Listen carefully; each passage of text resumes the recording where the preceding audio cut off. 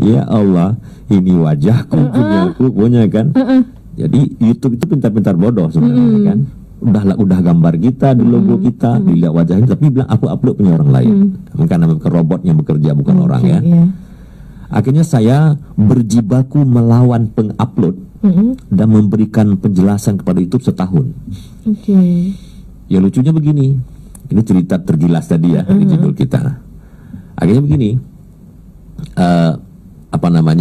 saya harus mengupload semua karya saya.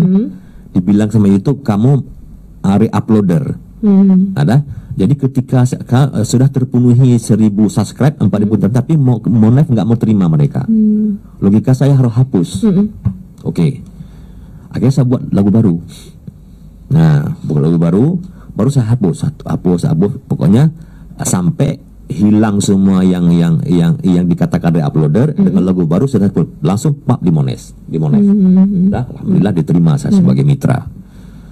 Kemudian saya klaim suruh dihapus semua yang tadi karena saya sudah diterima sebagai mitra. Mereka sudah mengaku bahwa saya ini. Nah, ya. Kemudian yang lucunya, ketika saya mengupload balik lagu yang saya keluarkan, nggak apa-apa lagi. Nah, jadi proses itu yang paling berat.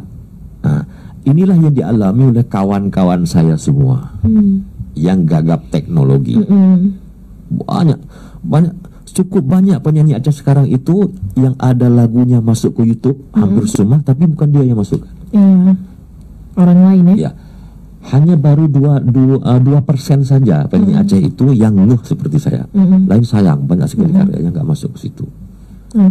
Termasuk lagu Kak Armawati, begitu banyak yang masukkan orang lain. Berarti juga seorang musisi di Aceh juga harus ikut perkembangan zaman ya? Seharusnya.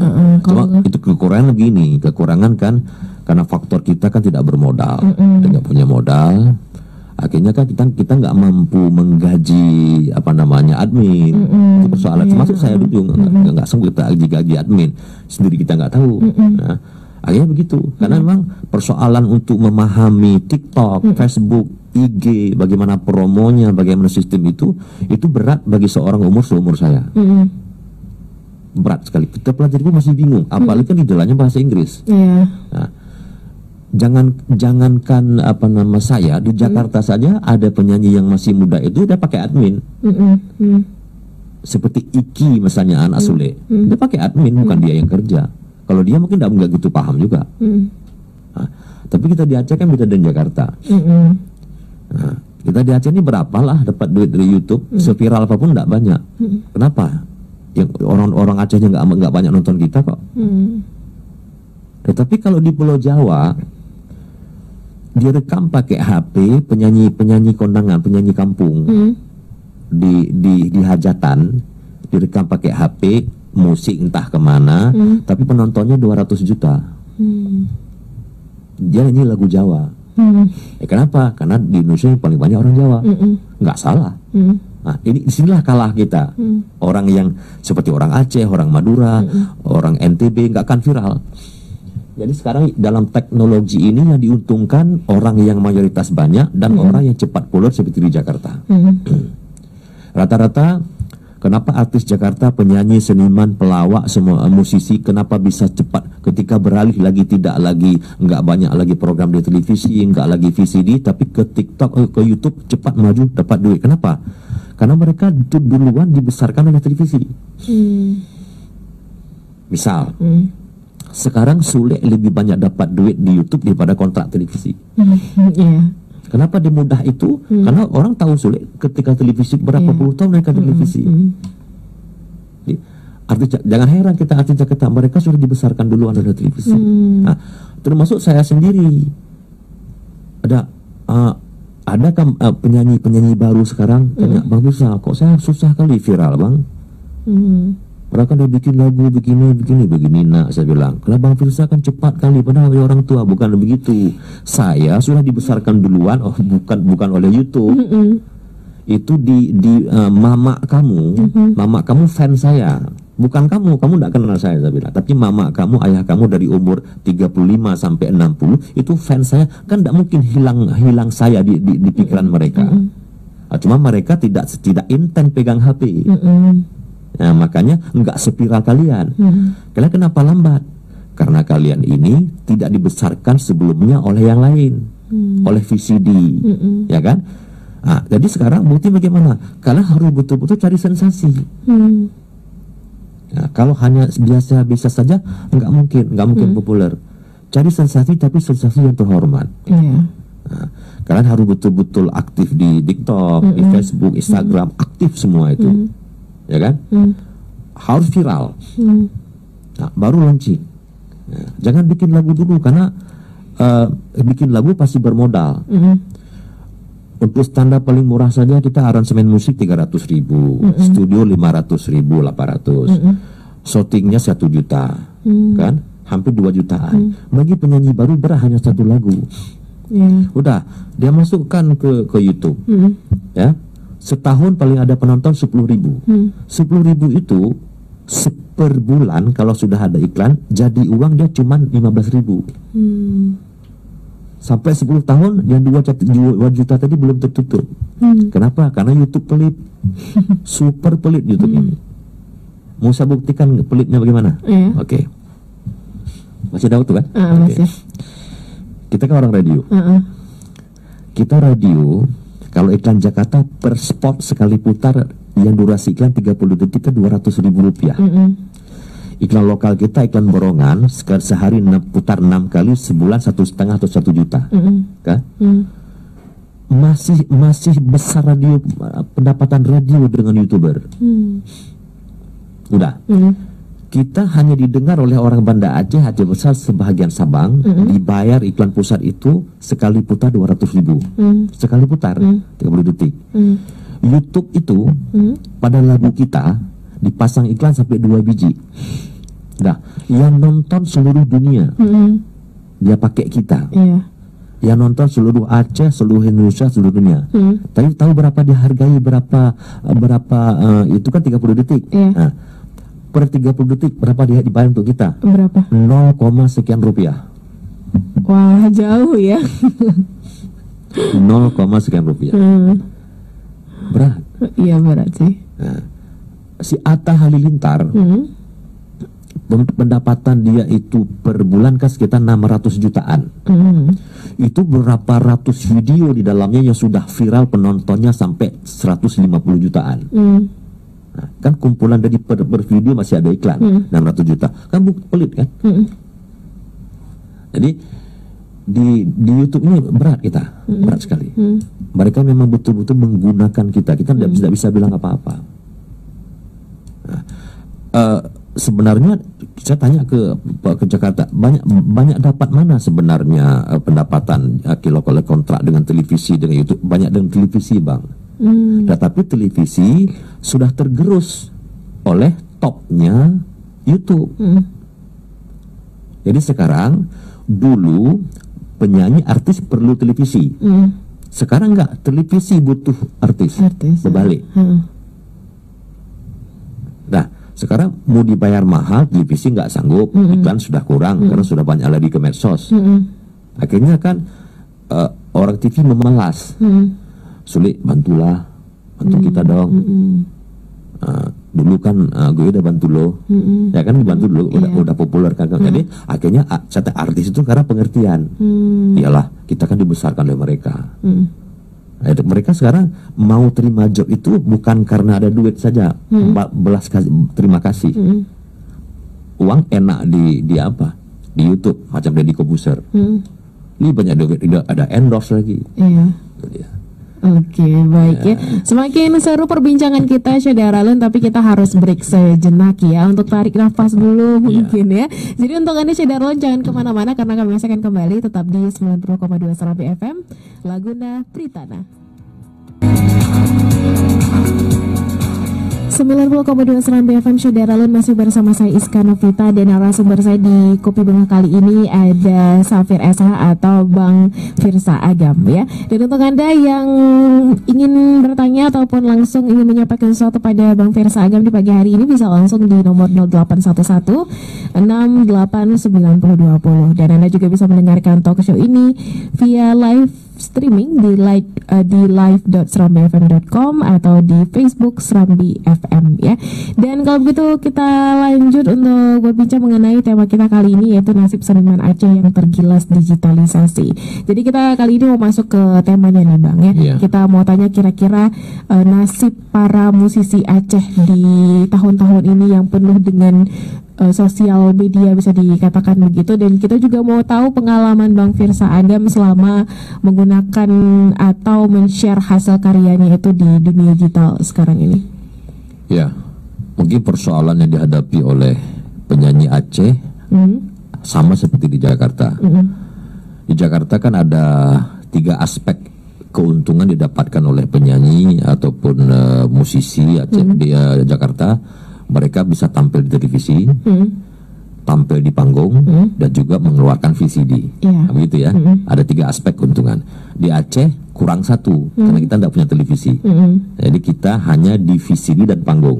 Nah, jadi ketika kuatnya medsos, media sosial, yang tergilas itu adalah VCD. VCD nggak laku lagi. Kemudian apa namanya? Ketika ada medsos, panggung tidak ada lagi. Di Aceh ini pun sebenarnya tanpa sebab ada corona apapun itu, panggung itu memang tidak diizinkan bebas seperti di Jakarta. Ada daerah-daerah tertentu. Mungkin yang sering ada live show keyboard itu hanya bagian Langsa dan daerah Nagan Raya. Tapi Aceh besar, Banda Aceh, PD, Cotera itu agak ketat, tidak boleh karena faktor Syam Islam tadi. Boleh dikatakan pendapatan seniman musik dan nyanyi ini di jalur live itu nggak ada lagi, kecil sekali. Nah, akhirnya berharap di media sosial. Nah, ini pun di era digitalisasi ini yang pertama sekali muncul penyanyi baru dan langsung melejit.